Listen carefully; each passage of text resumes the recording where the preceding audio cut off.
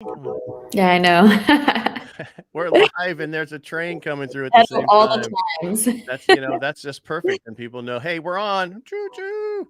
Anyway, I'm Ed Parcaut, your host of Real Estate Jerky on the radio show, and also now with this new thing we're doing, which is radio Real Estate Jerky Live. I'll get it out there. See, even I make mistakes. Don't worry about it today, Jenny. Um, Basically what we do is we found that with the radio show, it's hard to have people on and talk about things because you only get about 18 minutes to talk about it because how radio is broken up, and we'll get into that how she knows that, that you only have this little section for them to talk, and if you ask a question, then they only have about 16 minutes to respond to all the questions. You can't really get much out, so this is why we went with the Real Estate Jerky Live, so we can get more in depth. Today's guest is Ginny Minjares. Did I get that right? Yes, All right. Minjares. All right, say my last name real quick. I'm just kidding. Parco. There, she's so much better than me, and I want everybody to, give her. She's a little nervous today. That's okay. I've been doing this so long. I just don't care anymore. And if you know anything about her, why don't you tell people just a little bit of your background so they know where you're coming from and who you are. And that's just in case they didn't read your bio. Just a quick little synopsis, if you don't mind. Okay, so I am originally from San Jose, California, and I lived in LA for about 7 years. I was a casting agent for models. I did a radio show, TV show, and now I'm doing real estate. It's been about 4 years for me doing real estate, and I absolutely love it. I can't picture doing anything else. All right. So what she left out there is her grandparents had an almond ranch in Oakdale, right? That's Yeah, where they grow blue diamond almonds all right. in Oakdale. So they grow almonds for Blue Diamond. Yeah. Yeah. Well, I just don't know. There's a special type, but what? So here's my question to you. All right. So I fell in the mortgage industry, right? I was in the Navy. I went to school, and then I got my bachelor's and master's when I was in San Diego, and I didn't get right into the mortgage industry. I kind of fell into it in between things. How did you find out that you? How did you? I know your story, but how did you understand that this is what you really wanted to do? So I always thought about it in the back of my head, but I wasn't ready to actually like start my career. And then, once I hit 26, I was like, okay, like it's time. I need to grow up. And my best friend, Dominique, she lived in LA. She was already in real estate for like a few years already. And she was always telling me, get your license, get your license. And I was just like, no, I'm not ready yet. Then I was finally ready. And her sister owned her own business, her own brokerage.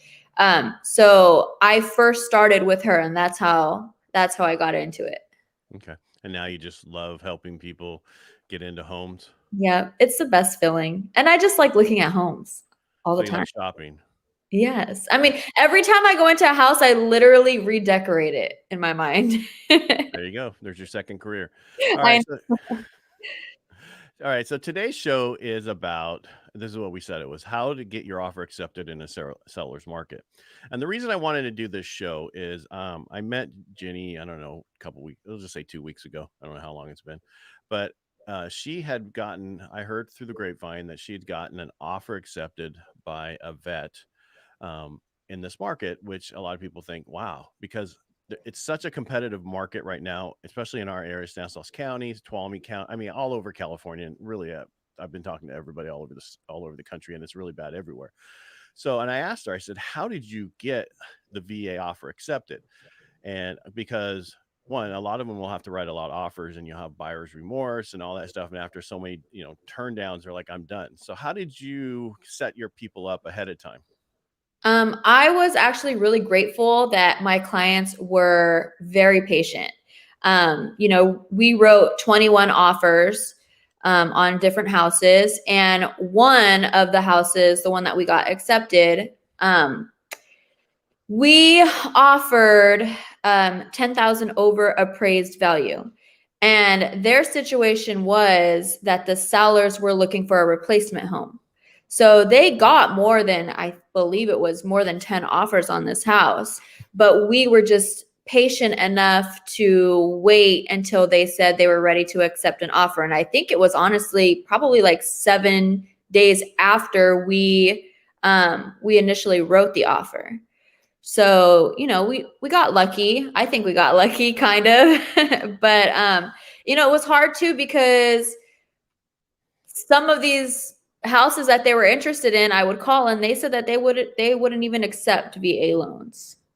And So yeah, that was. and that's horrible because a lot of people don't understand the VA loan has changed drastically in the last 5 years, in the last 10 years, in the last 20 years. It's changed drastically compared to how it used to be. It's exactly the same loan as all the other ones. The difference is now you can go VA up to 1.5 million with no down. Right. Right. The only thing you need is a clear pest. And what a lot of people don't realize is the pest report doesn't have to be the full pest report. If you can get them to do just the short form, VA allows just a short form that just says there's no active pest. So there should be no reason people don't accept a VA offer. But I totally understand where that's come from. And that's one of the things we're trying to fight, to make changes and say, hey, please accept these VA offers. But if you're up against cash, there's just nothing you can do. Right? Yeah. And that was another thing too. A lot of agents were, telling me that they were getting between $50,000 to $100,000 over appraised value in cash. So, it was hard. It was very difficult. I mean, that's just amazing that it's that much over, asking. All right, so let's get into and here, I'll throw one more thing in. I did talk to a listing agent, and he said the reason they accepted your offers because you guys were extremely squared away with your offer and what you did. So, hats off to you. And and so, I mean, I have a whole list, right? So today we're saying how to get your offer accepted in a seller's market, right? So I put some things together, and you can tell me if you want to add more or whatever. But I think one of the most important things that you can do in this market, right, is, right, would you agree? Yes. I talked to some lender recently, and he said that even for VA loans, like there is a possible way to remove the loan contingency also. So, talk to your lender and see if they're able to do that. And I think that would help your offer. Right. Well, that's another one coming up. I have that one also, but Okay. let's go back. So let's just stay here and we'll go back to that. So write your offer as clean as possible, meaning that don't, have it squared away. Don't ask for anything, basically. Right. Because a lot of times people do this. They ask for personal property, right? When they're writing their offers, like, I want the lawnmower, I want the back porch stuff, right? Well, I mean, we asked for the doghouse, but the doghouse, it is so cute. It was like a replica of the actual house, Well, So, that. I mean, I think they were going to leave that anyways, but we did ask for that. And back to so I'm going to jump ahead. So, because we were talking about contingencies, right? So, and I think I wrote that in here. Sorry. It's one of those things here. So it's number 5, waive all contingencies, appraisal, loan, and inspection, right? Because and just so everybody know, we talked about this ahead of time in the show, so I could have these banners so that people could see them on the screen. But I want to go back to your thing where you said so when you guys waive the appraisal, loan, and inspection, that has nothing to do with the lenders. Okay. That just means that whether the appraisal is waived, meaning that no matter what the value of the house comes in at, you're going to pay that, right? If you waive the appraisal. So if you're writing 10,000 over and it comes in at 10,000 under, you're still going to pay that 10,000 difference in cash. Right. The loan contingency is just to protect the buyer, that if their loan doesn't get approved. But if you're with the right lender, the right loan officer, the right broker, whatever it is, they're going to do DU and LP, which is the underwriting engines, to make sure it's approved. And then all they have to do is add this stuff to it, and it's going to go through. So you can know from the beginning that the loan should go through, so you can waive the loan period, right? Because I just want to go back to when you said you talked to a lender and they said, no, we can waive. It's not up to us. It's up to you and your buyer whether they want to waive that ahead of time. Okay. Because the loan will get done. I mean, if you're with the right place and they say you're approved, you're pre-approved, that should mean that you're 100% approved, unless they lose their job, unless they, change jobs in the middle of the transaction, unless they go out and buy 2 cars that you didn't know about. Right. But, but when a seller sees, the offer and they see, low appraisal day or time, a low appraisal physical time, and then they see no loan, then they see, oh, okay, well, then we don't have to, we have that 21 days or they don't have that 21 days to back out. Correct. So that's why I was saying, you know, when sellers see the loan contingency removed, then they see that the buyers are serious buyers and that the buyers can't back out during that 21 days. Right. And you are totally correct. And that's, I would just trying to explain to people that it's not up to us whether or not you remove these. It's up to the buyer and the agent. And you're right. When they see these are waived, they're like, this is a cash offer, basically, right? Because there's on a cash offers, there is usually no contingency. Yeah. On cash. Maybe an inspection to make sure there's no issues, but you can waive all these. And in certain areas, I do a lot of stuff in the Bay Area, and I'm having stuff in Pleasanton where this is all waived up front. Yeah. So they don't care when we order the appraisal, Mm-hmm. right? Because there is no contingency. So, all right. So I want to go back to one of the other ones that we talked about already, because you just said this. You actually wrote offer over the asking price on their last deal, and that helped out. But but we also look at. I talked to a few people who said, if you do this, I said, how do you protect the seller if someone writes an offer for $40,000 over asking or $50,000 asking? Then you're going to want them to remove what we just talked about, the contingency for the appraisal, right? Mm-hmm. Yeah. I mean, yeah. And it kind of sucks too, because, and it sucks for the sellers, but if they do get that offer that's 40,000 over, and then it comes back for, that 40,000 under, then the buyer wants to already negotiate and go back to what the house is really worth when they offered 40,000 over, Right. So that sucks for the sellers. Well, and that's why I say for the most sellers, if they're seeing that, I know a lot of selling agents who will go and say, okay, you're guaranteeing that if you're going to write this for 40,000 over, I want you to say that you're going to pay the difference up to that, for the appraised value. Yep. And then they know if they're serious or not. And most, because I mean, who wouldn't offer over asking ridiculous amount and not have to worry about it coming in just to win? Yeah. And it's that whole eBay effect, I say, where people get into a bidding war and they want to win at all costs, right? Yeah, that happened for a few of the offers that we put in. Like they would call it, or they called us and asked if we still wanted, the house, because the buyer didn't want to pay that extra money from what the house appraised at. So it fell out. And that's why when we were talking the other day, I said, there's where you can make a larger down payment, and you were saying, right. And what this does is say that we're regularly going to be 5% down, you go 10% down, right? And you have a 10% down, a 5% down, a VA, FHA, conventional going on, or, all these orders, right? If the house appraises at $5,000 less than the appraised value or the offer or the sales price that you've done it at, you can then go from, okay, I'm no longer at 10% down. I'm going to adjust my down payment to 8% down, pay that $5,000 difference in cash, but still be able to go forward. Right. Where if somebody at a conventional at 3% down can't do that. Right. And so that's why I always, in this market, do everything you can. Talk to the agent, talk to see what's our strategy to get this house. Talk to the lender. Can I do this? Can I adjust this part of what I'm doing? Yes, you can.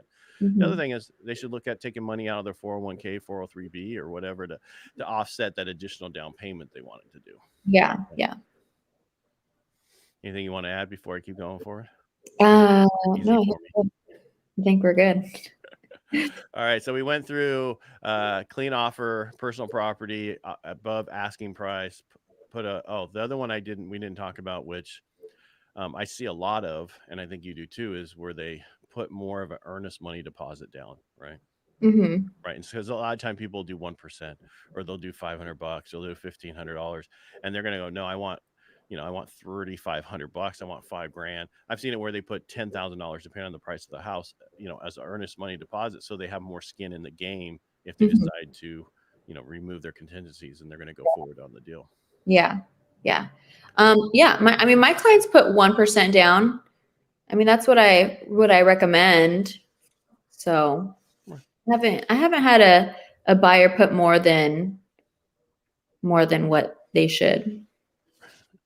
Well, I mean, when you say what they should, I mean, well, I'm just saying it's one way to say, okay, a lot of sellers will come back and they'll look at how much they're putting down. How come these people are putting 1%, but that person only Yeah. put 0.5%.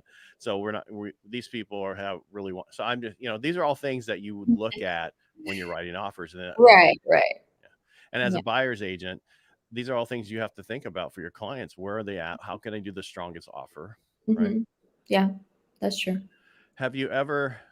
So I ran into this one because I just recently they did this. They're giving the seller 1 month free rent back. So, yeah, I see that's being asked a lot on the MLS. My buyers did give them 10 days. 10 days. Yeah. Which is fine. I mean, I feel like they were really they really wanted the house, so they were willing to do that. And I think that's okay to offer. Oh, I mean, it's you have. So from what most people don't understand, some people will do up to a 60-day rent back. So Yeah. on certain loans, the person buying the house has to be in the house within 60 days of the closing of the house. That's usually built into the offers. I mean, into the loan documents. So some people will do a 60-day rent back, right? No big deal, and they'll pay for that period of time because the interest that's accrued on the loan and all the other stuff. So it's not a big deal. This is additional to that, to where it's for free, and that's so it's amazing in this market what the sellers are getting. Yeah. It's like, Yeah. we'll pay for your movers. Yeah. Well, they're not there yet. But then the other one I just saw, I was talking to somebody. I had a guy from Las Vegas on here, Courtney Buford, and we were talking about pros and cons of moving from California to Las Vegas. And he's like, all the time he gets this one where they'll say, whatever your top offer is, I'll go 20,000 over that, or I'll go 10,000 over your top offer to get the house. Have you seen that? I have not seen that. I haven't. No. Oh, so there you go. Not yet. Or you haven't written that yet, right? Right. So that's, if somebody has the money, they got 20% down, then they can do that, because then they can go to 10% down and say, I'll go so much over your offer, up to 10,000 over your highest offer, or 5,000 over. And he was telling me he got a phone call from a lady. He says, whatever the high offer is right now, I'll go 20 over that. Let me, I'm getting off the freeway right now. I'll be right there. Oh my God, that's crazy. That's how crazy this market is all over the country. That I know. There was a house in the Bay Area that recently just went for $1 million over asking because of the backyard. Yeah. I can't. I can't. Wow. All right. And so, of course, the other number, I'm going out of order, but this was a huge thing for the longest time. And then writing a personal letter to the seller, right? Can you still do that? No. So, now it's like against fair housing that, we can't write these love letters. I mean, initially I was kind of upset about it because I really did like to write these letters for my buyers, and it made them feel like they, have a better chance. But, as I started reading and listening to other people's perspective on it, I kind of did understand why they removed the love letter thing, because as much as people say they don't judge, they judge, So if they get this picture of this family and they're like, oh, okay. Or they get a picture of another family, they're like, oh, okay. Like they do judge internally. I don't care what anybody says. Anybody can tell me they don't judge, but I feel like they do. So I do feel like it is better now that we don't write those letters. Right. And one of the big reasons is then you could set yourself up saying that you discriminated against me because you didn't take my offer, because you read my letter and you didn't want me in because you heard, and that was really why Carr and NAR, from what I understand, said no more of this. If you do this, this is the problems you're having, because some people sued, I guess, some people. And it always starts with a lawsuit, I mean, I had some people, go see houses and there was a Trump flag and they're like, nope. And I was just like, oh, okay. All right. So, I mean, I get it now. I totally get it. Yeah, I mean, see, I don't get that. I have no problem. I don't care what flag's in your house. If I want your house, I'm Right. buying your house. It's Exactly. like, Exactly. yeah, But what I personal. was saying is I get why we can't write those Yeah, letters no no, I more. understand. Yeah. I just don't get people who have a problem with that because we're all supposed to have our own beliefs, our own things, and then still get along, right? We're Mhm. not supposed to think the same way. If we did, we were, we're a socialist. We won't get into all that political stuff. I'm not on the Right. radio, so keep me off that. All right, so I'm going to tell you what I think what you should really, for on the lending side right now. I'm going to throw, you have to have your loan. You have to be pre-approved. You have to go one more step than that. You have to verify funds, and you have to verify that the lender did a direct underwriting or LP loan, where they loan prospector, where they actually did the underwriting part of it to make sure these people have a very good offer, and there's no reason that you can't release all the contingencies up front if you want to, right? So that's really important to have that from the beginning, Mhm. right? Yeah. So that's something else that a lot of potential buyers don't understand, because they want to see houses right away. And then I have to remind them, well, we have to wait till you get your pre-approval because, if you see a house, you fall in love with it and you don't have your pre-approval, you won't be able to make an offer. And, a lot of people kind of fight me on that. And they're like, well, I really want to see it. And I'm just like, let's try to get you pre-approved first, and then hopefully it'll still be on the market by then. Right. But yeah, that's something that a lot of people kind of like don't understand. Right. Well, I think the one thing about this last year with COVID is one of the positive things is you can't see a house unless you're pre-approved. Hmm. I mean, some people get away with pre-qualified. I know Tuolumne County and Calaveras County is just pre-qual. Someone around here will let someone in that's pre-qual. But the problem with pre-qual is you just tell them how much you make. Some places don't even run your credit. We run your credit, you tell us what you make, and we verify that it works. Well, that's not the same as pre-approved where I see your documentations for your income. I see the documentation that you have the cash for down. I see all the other stuff. So Yeah. you want to have that pre-approval. So the whole COVID has changed the industry and it should stay this way because it makes it so much better for everybody. Only the people who really can buy your house comes through your house, right? Right.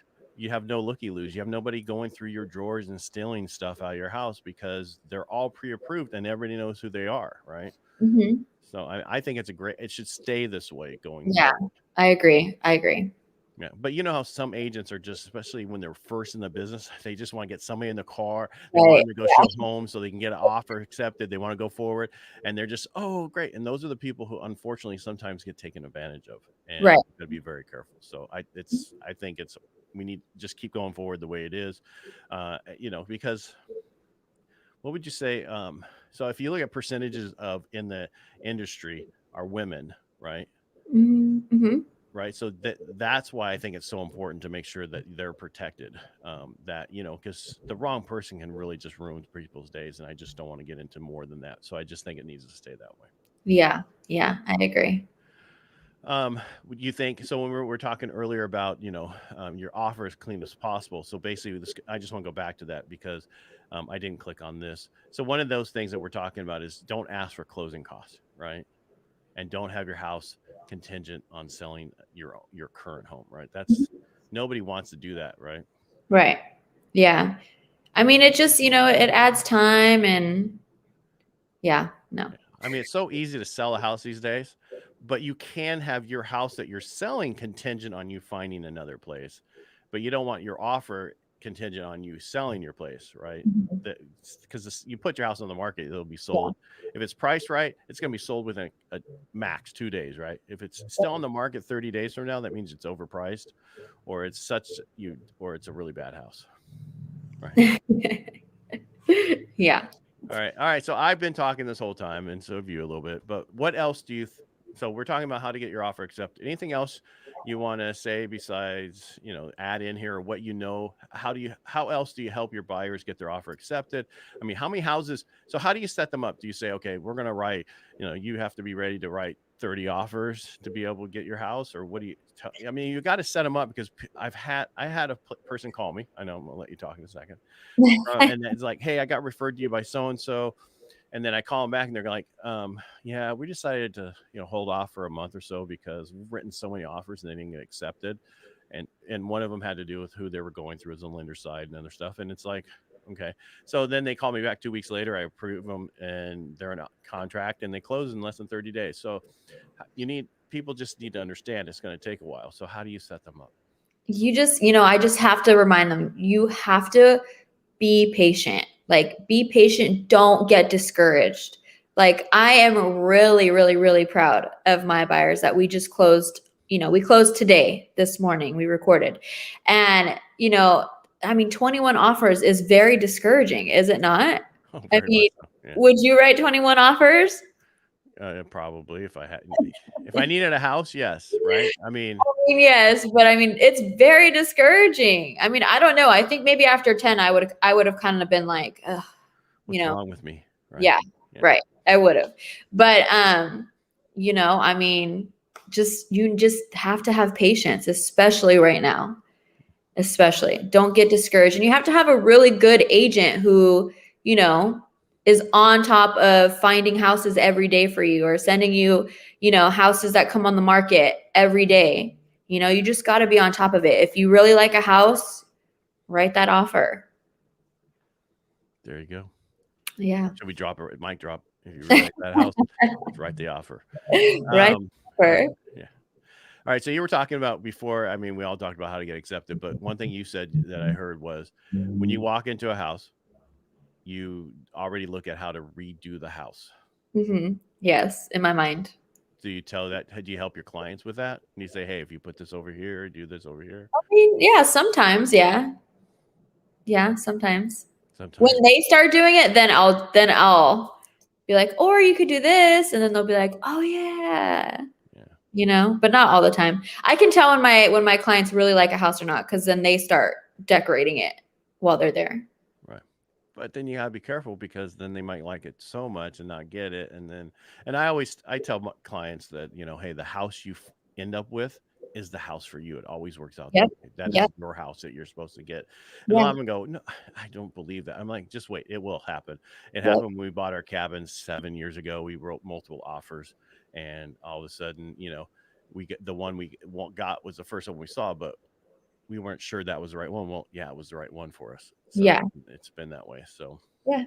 No, I agree. If they don't get it, they already have in their mind that they might not get it. So it's not super disappointing when it was a no or whatever, but but the house that they did end up with, it's like perfection. Like, it was definitely for them. Right. And that's why I tell people, don't get, big thing to let your buyers know, don't get discouraged. You're going to have to write multiple offers in this market. You're going to, warm up your hand. It's going to be weeks, but you'll get it. It's just stay the course, figure out what, know exactly what you want. This is what we go for. Write the offer and move forward. So, but it does help. And I didn't put it up here, but you have to have the right agent, the right buyer's agent, right? Just like when you're selling your home, you have to have the right listing agent who really wants to look at, who they are and how they're protecting the seller. But your buyer's agent is there to protect the buyer and make sure they're getting the right house and getting everything else. And you have to have that right person, because it takes a unique individual to be a buyer's agent, especially in this market, to write multiple offers, even because not only are they signing multiple 21-page, 21 offers, the buyer's agent's also filling it out and signing 21 offers also. So it takes a good team that's willing to do that. And even, because for us, which a lot of people don't realize, is we do a pre-approval pretty much for every offer that someone writes. So we would have to do 21 pre-approvals also. Jesus. Right? So, because we do one for every price point that you do it at, right? Right. Yeah. So we do a blanket pre-approval. We look at each one, and then, because how else? Because the DU is really supposed to be for the property that you're going forward on. Yes. I know. At the end, it was kind of like to a point where we were just like, the lender was just like, just use the regular pre-approval. And I was just like, are you serious? He's like, just do it. And I was like, okay. Yeah, but your new lender won't do that. So. Yeah, I know. All right. So anything else you want to add? We've been on for about 29 minutes. I don't know if you knew that. I see it. 29:10. No, I'm pretty good. I'm pretty good. Just, I wanted to say, for buyers to just not get discouraged and have patience, but their house will come. So, and we covered that. So I think we're good. Yeah, I mean, and I still think people don't get that, right? The house that they finally end up with is the one for them, and just understand it's going to come. It will come. You do whatever you need to do to get there, write the offers, and then especially in this market, because I've heard some people say, "Well, should I wait? Should I wait 6 months? Mhm. Should I wait a year? Because the market's going to drop." The market's not going to drop. The Yeah, market's I going know. to go up. The problem, and I bring this up every time I'm on, that we've not built enough homes in California, and we've not built enough homes nationwide. Builders are in a shortage. For every home that they have coming up, they have probably a line 20 deep behind it trying to get that one home, and then Mhm. other listings, and then the cost of wood these days, the cost of a lot of stuff. But until that goes down over the next year, we're not going to be building enough homes, and even then, still not enough. We need thousands of homes in our area built, and we're only going to see a few hundreds. Yeah. Yeah. Yeah. So, Jenny, I really appreciate being on here. If people want to get in contact with you, they can go through Facebook and message you, DM Yes. you. All right. Do you have a phone number? Do you want Yeah. to throw it out there real quick? Yeah. It's Hold on, 408 hold on, hold on. I'm gonna type it on the screen. So give me a second. What's your phone number? 408 482 For 8032. I'm slow today. 408-482. 8032. See, I should have had this ahead of time. 8032. I apologize. That's okay. So busy about everything else. We'll put that on the screen. There's her. Oh, look, I got equals. Oh, wow. I can fix that real quick.